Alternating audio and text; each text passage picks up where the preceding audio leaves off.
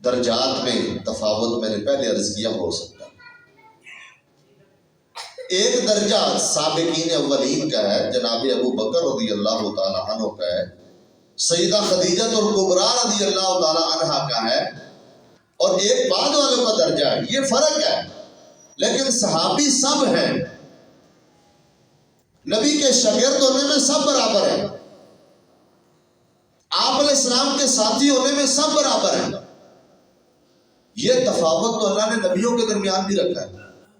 انبیاء کی جماعت، جتنے اللہ نے آدم علیہ السلام سے لے کر ہمارے نبی تک جتنے نبیوں کو مبعوث کیا، سب اللہ کے نبی، سب اللہ کے نائب دنیا میں آئے اور پوری کائنات میں اللہ کا پیغام پہنچایا، لیکن اللہ تعالیٰ نے ان کی فضیلت کے اندر بھی درجے میں فرق رکھا ہے۔ تِلْکَ الرُّسُلُ فَضَّلْنَا بَعْضَهُمْ عَلَىٰ بَعْضٍ، اللہ فرماتے ہیں ہم نے نبیوں کو بعض کو فضیلت دی۔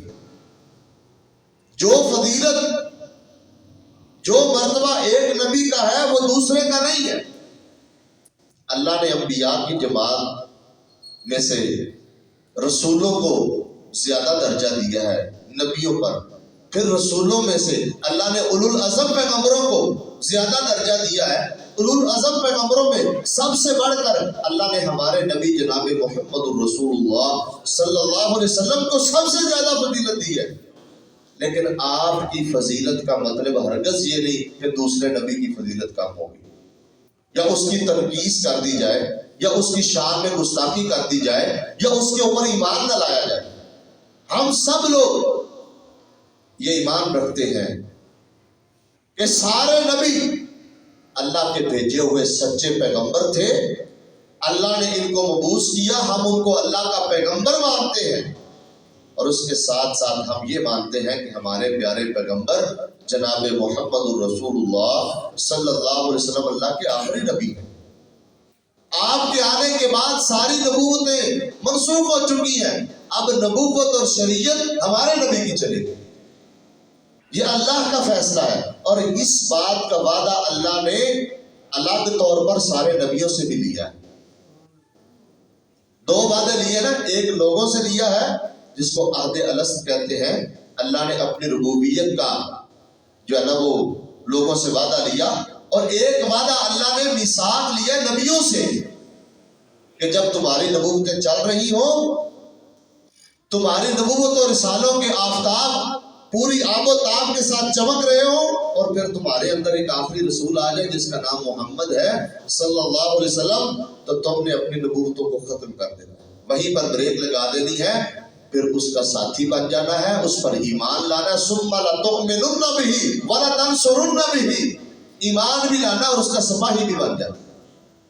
یہ تو اللہ نے اپنے نبیوں سے بھی وعدہ کیا۔ اس لیے نبی علیہ الصلوۃ والسلام نے فرمایا تھا لا تفضلونی علی یونس بن متى، مجھ کو یونس بن متى پر فضیلت نہ دو۔ کیا مطلب؟ نبی علیہ السلام حضرت یونس علیہ السلام سے افضل نہیں ہے؟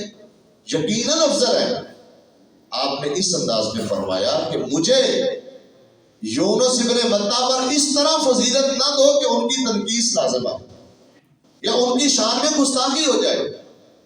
اللہ نے جو معجزات بھی دیے ہیں نا، وہ بھی ہر نبی کو نہیں دیے۔ جو اللہ نے عیسیٰ علیہ السلام کو معجزے دیے ہیں وہ سارے پیغمبروں کو نہیں دیے۔ جو موسیٰ علیہ السلام کو دیے سارے نبیوں کو نہیں دیے۔ جو ابراہیم علیہ السلام کو دیے وہ سارے نبیوں کو نہیں دیے۔ جو ہمارے پیارے پیغمبر جناب محمد الرسول اللہ صلی اللہ علیہ وسلم کو دیے وہ سارے نبیوں کو نہیں دیے۔ یہ فضیلت میں فرق ہے، تفاوت ہے۔